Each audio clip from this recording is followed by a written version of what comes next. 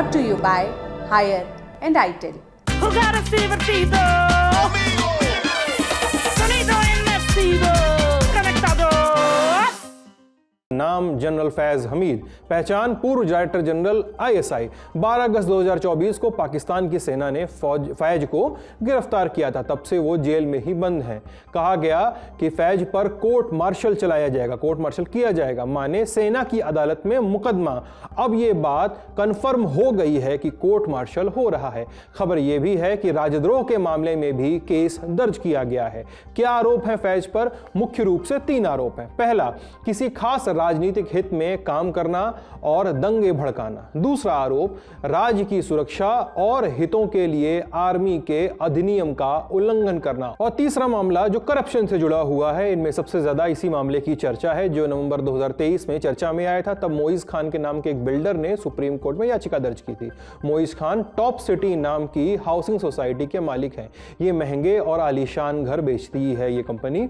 मोइज ने आरोप लगाया कि मार्च 2017 में फैज हमीद के आदेश पर पाकिस्तानी रेंजर्स ने उनके घर पर रेड मारी थी। वहां से महंगे आभूषण और कैश जब्त करके ले गए थे। आभूषण में 400 तोला सोना और 4 करोड़ पाकिस्तानी रुपए थे। ऐसे आरोप ये भी लगे हैं कि फैज हमीद ने ये सोना और पैसा हड़प कर लिया था। जब ये मामला हाईलाइट हुआ तो फैज हमीद के भाई सरदार नजफ ने दोनों पक्षों के बीच समझौता कराने के लिए संपर्क किया। सरदार नजफ भी पाकिस्तानी सेना में अफसर रहा है, लेकिन मध्यस्थता से भी हल नहीं निकला। बहरहाल मोइज खान की याचिका के बाद सुप्रीम कोर्ट ने रक्षा मंत्रालय को जांच करने का आदेश दिया है।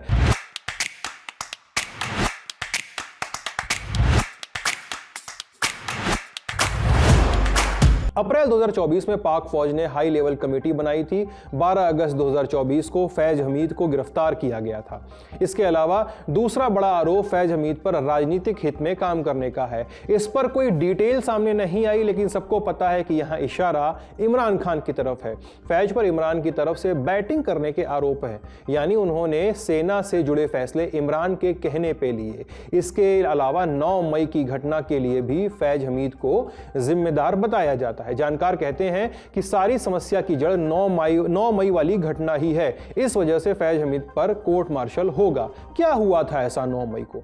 9 मई 2023 इमरान खान की गिरफ्तारी के बाद देश भर में प्रोटेस्ट हुए थे। वो गिरफ्तारी करप्शन से जुड़े एक मामले में हुई थी। गिरफ्तारी के बाद देश भर में प्रोटेस्ट हिंसक हुए। आर्मी से जुड़े कई इमारतों और दफ्तरों में हमले हुए, खूब तोड़फोड़ हुई। इसमें PTI के कुछ कार्यकर्ता भी मारे गए थे।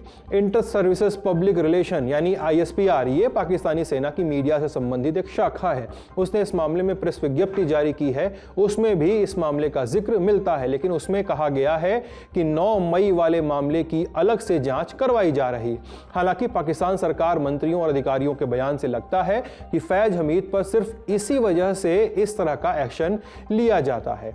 पाकिस्तान सरकार के 2 बड़े नेताओं के बयान पर गौर कीजिए।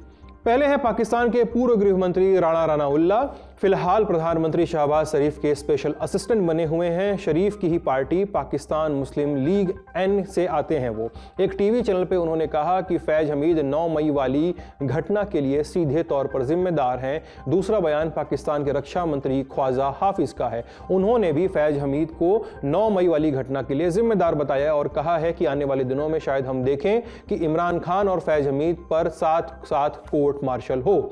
यह तो हुआ हालिया घटनाक्रम। अब थोड़ा अतीत की घटनाओं पर नजर डाल लेते हैं। जानते हैं कि इमरान और फैज की दोस्ती की चर्चा क्यों होती आई है। ये इसलिए बता रहे हैं ताकि अभी की पिक्चर और क्लियर हो जाए, पर उसके लिए ISI की बेसिक बातें जान लीजिए। ये पाकिस्तान की सबसे बड़ी और सबसे खास खुफिया एजेंसी है। इसका बजट क्लासिफाइड है। इसके बारे में पब्लिक डोमेन में कोई भी जानकारी उपलब्ध नहीं है। माना जाता है कि एजेंसी पाकिस्तान के अंदर और पाकिस्तान से बाहर 10,000 से अधिक एजेंट्स को कार्यान्वित करती है।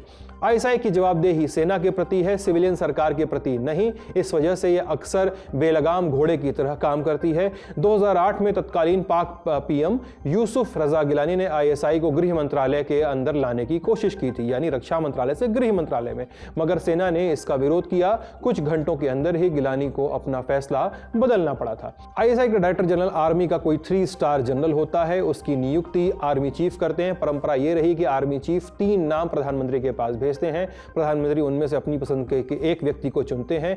ये प्रथा चली आ रही है, लेकिन माना जाता है कि प्रधानमंत्री हमेशा आर्मी चीफ की ही पसंद वाले नाम पर हामी भर देते हैं, उनके पास बहस की गुंजाइश नहीं होती है। मगर इमरान खान ने प्रधानमंत्री रहते हुए इस प्रथा को चुनौती देने की कोशिश की, जिसके चलते उनका फौज से झगड़ा हुआ था। अंत में इमरान को अपनी कुर्सी गंवानी पड़ी थी। कैसे? दरअसल अगस्त 2018 में इमरान खान पाकिस्तान के प्रधानमंत्री बने। उस समय आसिम मुनीर ISI के मुखिया हुआ करते थे, जो अभी पाकिस्तान के आर्मी चीफ हैं। इमरान को प्रधानमंत्री बनवाने में फौज ने अहम भूमिका निभाई थी। बहरहाल 2019 में ISI चीफ के तौर पर मुनीर का कार्यकाल खत्म हो गया। तब फैज हमीद को ISI की कमान दी गई। इमरान और फैज हमीद के बीच अच्छा तालमेल था। इमरान इस दोस्ती का इस्तेमाल कथित तौर पर अपने विरोधियों पर नियंत्रण रखने के लिए कर रहे थे। वो पाकिस्तान और अफगान तालिबान के बीच पुल का भी काम कर रहे थे। जब अगस्त 2021 में अमेरिका की फौज ने अफगानिस्तान छोड़ा, तब इमरान ने तालिबान की खूब तारीफ की थी। कहा था कि तालिबान ने गुलामी की जंजीरें तोड़ी हैं। इससे कुछ दिनों बाद ही फैज हमीद काबुल गए तालिबान के नेताओं से मिलने। इमरान ने उन्हें पाकिस्तान सरकार का प्रतिनिधि बनाकर भेजा था। इससे हमीद की करीबी का अंदाजा मिल रहा था। फिर आया अक्टूबर 2021, नए ISI चीफ की नियुक्ति का समय आया। चर्चा चली कि हमीद को एक्सटेंशन मिलेगा, मगर ऐसा नहीं हुआ। फौज ने बिना प्रधानमंत्री को बताए नदीम अंजुम को ISI का मुखिया नियुक्त कर दिया। इससे इमरान नाराज हो गए। उन्होंने नोटिफिकेशन जारी करने से मना कर दिया। हालांकि बाद में उन्हें फौज की बात माननी पड़ी।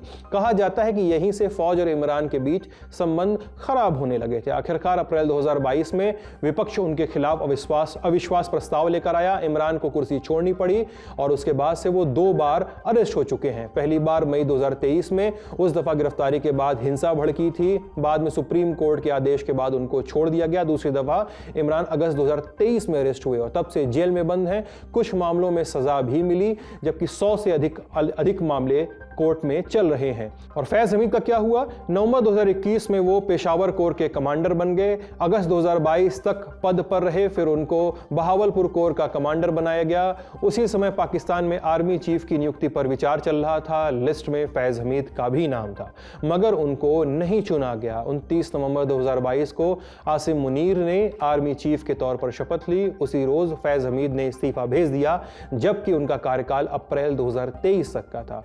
अब चलते हैं एक्सपर्ट कॉर्नर की तरफ। हमने जानकारों से पूछा कि क्या 9 मई की घटना की वजह से फैज हमीद पर कोर्ट मार्शल किया जा रहा है?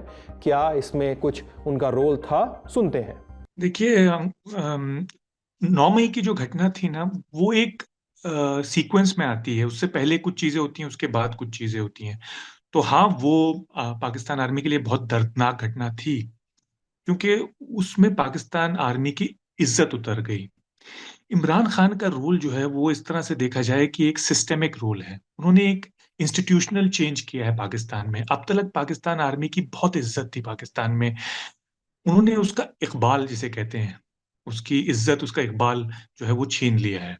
यानी कि अब पाकिस्तान की पब्लिक जो है वो उस इज्जत से नहीं देखती, और पाकिस्तान फौज को भी एक सियासत का हिस्सा समझती है, उसको अलग या उसके ऊपर नहीं समझती सियासत के। तो इससे बहुत झटका लगा है पाकिस्तान आर्मी को। और आसिम मुनीर जो है, मेरी राय में, जो पाकिस्तान के आर्मी चीफ हैं, वो इतने स्किलफुल नहीं है, वो इतने अच्छे सियासतदान नहीं है। वो इस बात को हैंडल नहीं कर पा रहे। आर्मी वाले कभी भी अच्छे पॉलिटिशियन नहीं बन पाते। तो आसिम मुनीर जो है वो इमरान खान से भी एक कन्फ्रंटेशनल एटीट्यूड ले रहे हैं, मतलब उनसे मुकाबला करने की कोशिश कर रहे हैं, उनको दबाने की कोशिश कर रहे हैं। और वो फैज हमीद से भी चिड़े हुए हैं, उनको भी दबाने की कोशिश कर रहे हैं। उनको ये लगता है कि फैज हमीद ने आर्मी का जो इंस्टीट्यूशनल स्ट्रक्चर था, जो लॉयल्टी थी, जो कॉर्पोरेट लॉयल्टी जो इसे कहते हैं, उसको डैमेज किया है, उसको नुकसान पहुंचाया है। वो चाहते हैं कि एक सबक सिखाया जाए, इसीलिए इसको पब्लिकली भी किया जा रहा है। अक्सर जब इन लोगों को हटाया जाता है, कोर्ट मार्शल किया जाता है, तो इनका पब्लिकली नहीं किया जाता इस तरह से आर्मी ऑफिसर्स का, स्पेशली सीनियर आर्मी ऑफिसर्स का। पर वो कर रहे हैं क्योंकि वो दिखाना चाहते हैं बाकी पाकिस्तान को भी और पाकिस्तान की फौज को भी कि किस तरह से डिसिप्लिन, किस तरह से अनुशासन मेंटेन करना चाहिए। पाकिस्तान के रक्षा मंत्री ख्वाजा आसिफ ने कहा है कि इमरान और फैज हमीद पर साथ में कोर्ट मार्शल हो सकता है, जैसा हमने पहले बताया। क्या ऐसा वाकई होगा? सुनते हैं। बिल्कुल ऐसे वाकई हो सकता है, क्योंकि पाकिस्तान ने एक अजीबोगरीब चीज की है कि उन्होंने कहा है कि हम जो टेररिज्म के अक्यूज्ड हैं उनको हम मिलिट्री कोर्ट मार्शल करेंगे। ये कहीं होता नहीं दुनिया में, ज्यादातर मुल्कों में, बहुत कम जगहों पे होता है। तो हो सकता है वो इस तरह के कुछ टेररिज्म के चार्जेस लाएं इनके खिलाफ, मुझे पता नहीं, तो ये मुमकिन है। पर फिर से ये दर्शाता है कि देखिए इन्होंने इन दोनों शख्सों को मिला दिया है, और ये एक सियासी रंज है इनके बीच में, जिसको ये पूरा करना चाह रहे हैं आर्मी चीफ आसिम मुनीर। क्योंकि अब हालत ये है कि पाकिस्तान सिर्फ एक क्राइसिस दूर है आर्मी को अपने सियासी रोल से, पॉलिटिकल ओहदे से हटाने में। मैं ये क्या कहना चाह रहा हूँ मैं आपको समझाता हूँ दो एग्जाम्पल के साथ। एक तो है इंडोनेशिया, जहाँ पे सुहार्तो जो थे आर्मी के चीफ थे, और कई 30 साल तक वहां हुकूमत करते रहे। उनको एक एशियन फाइनेंशियल क्राइसिस हुआ 97-98 में, जिसमें पब्लिक सड़कों पे आ गई, क्योंकि हालात इतने बिगड़ गए थे, माली हालात, कि लोगों को खाने पीने के लिए मुश्किल हो रहा था। पब्लिक आई और आर्मी को फौरन हटा दिया। इसी तरह से तुर्की में भी आर्मी का एक खास ओहदा था। आर्मी हमेशा इंटरफेयर करती थी जो भी इलेक्टेड लीडर होता था। आर्मी अपने आप को सेक्युलरिज्म का सिपाहदान समझती थी और अपने आप को मुहाफिज समझती थी इसका। आर्मी ने कई दफा इलेक्टेड गवर्नमेंट्स को हटाया, ये कह के कि सेक्युलरिज्म पे आंच आ रही है। पर अर्दोगान के साथ जब इन्होंने ऐसा किया तो लोग सड़कों पे आए और आर्मी को बैक डाउन करना पड़ा, और फिर जिसे कहते हैं आर्मी को बैरक्स में वापस जाना पड़ा। उसके बाद से आर्मी का पॉलिटिकल रोल हट गया। पाकिस्तान में भी जिस तरह से ये कॉन्फ्रंटेशन हो रहा है, उसकी वजह से माली हालात बिगड़ते जा रहे हैं पाकिस्तान के बहुत ज्यादा। और मुझे ये दिख रहा है कि अगर ये माली हालात और बिगड़ गए, आसिम मुनीर इस बात को समझ नहीं रहे, तो हो सकता है सड़क पे पब्लिक आ जाए और आर्मी की वर्दी उतर जाए। और कोर्ट मार्शल होगा तो क्या होगा, क्या सजा हो सकती है फैज हमीद को? तो जब सिविल कोर्ट ही कह रहा है, तो फिर मिलिट्री कोर्ट भी ये कह सकता है इन सबूतों के बेसिस पे, और इनके पास शायद कुछ और भी सबूत होंगे। क्योंकि हो सकता है कि फैज हमीद जो थे वो इमरान खान के साथ मिले हुए थे। ये कोई नई बात नहीं है पाकिस्तान में, पर पाकिस्तान में जब ये होता था तो पाकिस्तान आर्मी चीफ के अप्रूवल के साथ, उनकी परमिशन के साथ होता था। इसमें ये अजीब बात ये हो रही है, जो नायाब बात है, कि खुद ही एक लेफ्टिनेंट जनरल ने ये इस तरह का कल्यूजन जिसे कहते हैं इनके साथ किया है, पॉलिटिशियन के साथ, इमरान खान के साथ। तो ये असल में खटक भी रहा है आर्मी चीफ को कि आर्मी के साथ ये एक तरह की गद्दारी है। तो मुझे लग रहा है कि इनको पाया जाएगा, पर मेरे ख्याल से ये जब इनको पाएंगे, और इमरान खान को भी अगर इन्होंने उसमें लपेट में ले लिया गिल्टी की, तो ये मुमकिन है कि पाकिस्तान की पब्लिक और भड़क जाए, और ये अच्छा नहीं होगा। ये सख्त रवैये जो आसिम मुनीर कर रहे हैं, ये इससे काम नहीं चलेगा। अब वक्त आ गया है कि पाकिस्तान की फौज को वापस जाना पड़ेगा बैरक्स में। वो इस बात को समझ नहीं पा रहे हैं, पर हो सकता है कि कुछ हादसों के बाद ही ये समझें।